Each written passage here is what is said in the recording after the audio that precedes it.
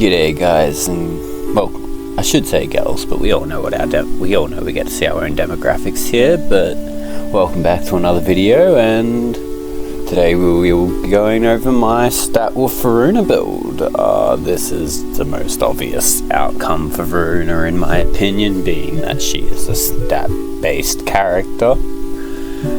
And without further ado, let's get into it. Before we do that, don't forget to like, follow and subscribe.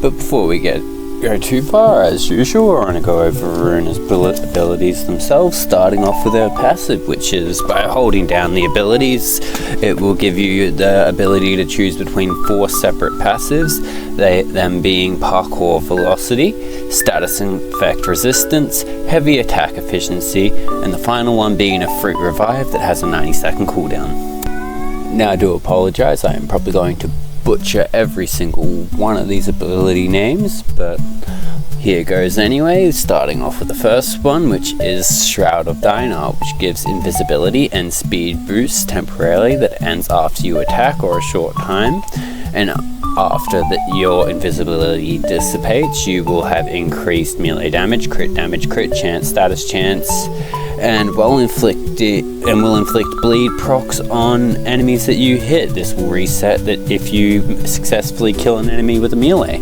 Her second ability being Fang of Rashk, which inflicts 10 stats of 5 random statuses onto the target and anyone close enough within the target.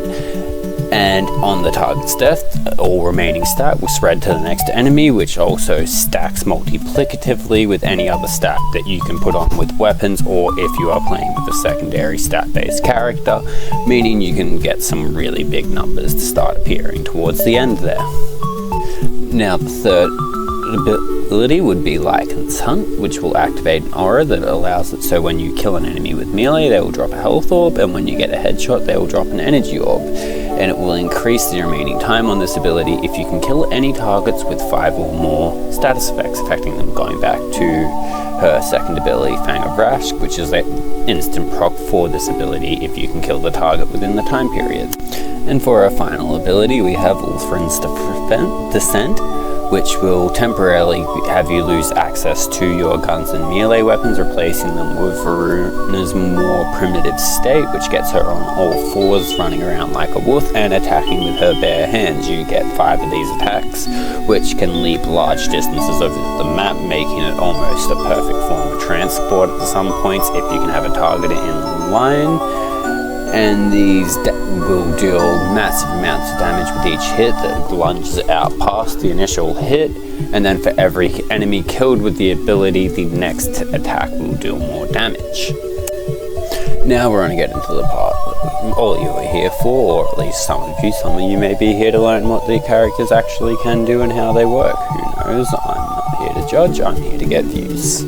Anyway, my build personally is based around duration, range, and strength. This is so the damage is there so that I can get the kills. My leaps can cover almost every tile set, so room range so that I'm not being held back, and my spread is able to go for a larger distance and duration just so I can keep those procs on there for a little bit longer. And when it comes to my invisibility, at the few niche times I need it, I actually have a chance to use it before it runs out. Of course, this is all personal preference, and if you have another build that you would rather, of course go with that, because every playstyle is different, as I like to say in a lot of these videos, and just because it works for me does not mean it's going to work for you.